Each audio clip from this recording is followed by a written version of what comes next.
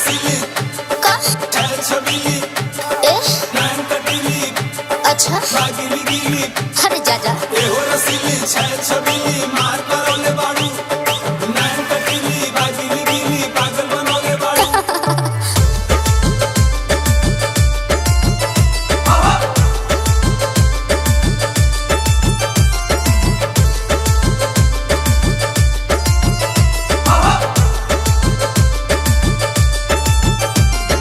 चहलू कमर बल खाई के अच्छा सबका के पागल बनाई के।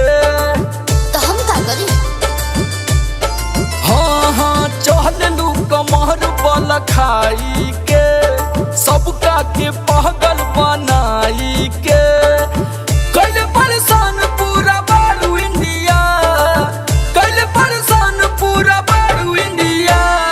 कहाँ से आइलू है कहाँ तू गइलू कुछु बतावा कोई उहे बुझालू भाव पे खालू ताका ना हमरा वरी ए बाबू सब पर उड़ावेलो निंदिया माथे के हमर लाल बिंदिया।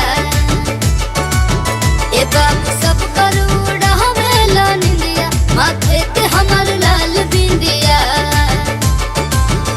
हाँ हाँ सब कर उड़ावेला निंदिया गोरी रे तोर लाल बिंदिया। सब करे उड़ावे लगिया गोरी रे तोर लाल बिंदिया।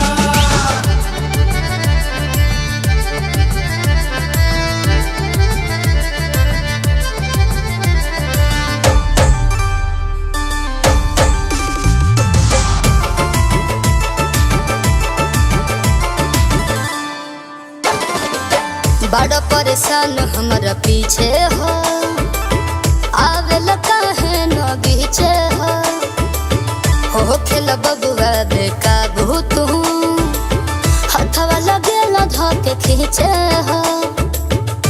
छोड़ा अरे छोड़ा ना कहवा बिजुरी गिरैबू हो का कि करक सैया बनैबू हो। अरे जा जा पीछे पड़ल बा तोहरा सारा मीडिया, अच्छा पीछे पड़ल बा तोहरा सारा मीडिया। घूमेलू रानी लेके जवानी आगल गइबू का ए आवा पियादा जुलू भवानी लागे मुए भूका। ए बाबू सब पर उड़ावेला निंदिया माथे के हमर लाल बिंदिया। ए बाबू सब पर उड़ावेला निंदिया माथे के हमर लाल बिंदिया। हाँ हाँ सब कर उड़ावेला निंदिया गोरी रे तोर लाल बिंदिया। सब करे उड़ावे लगिया गोरी रे तोर लाल बिंदिया।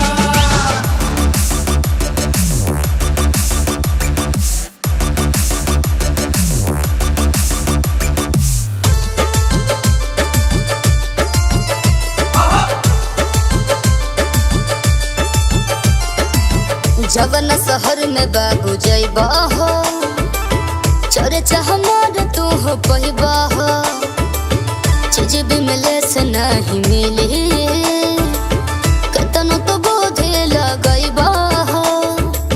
अरे ना मिली बाबू बुझला अतना जे नखरा देखैबू हो नहीं समर से बच पैबू हो। अच्छा खोला आज राज का करे लुचि दिया, खोला आज राज का करे लुचि दिया।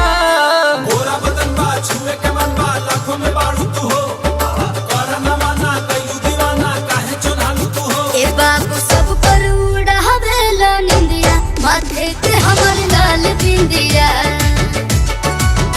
ए बाबू सब पर उड़ावेला निंदिया माथे के हम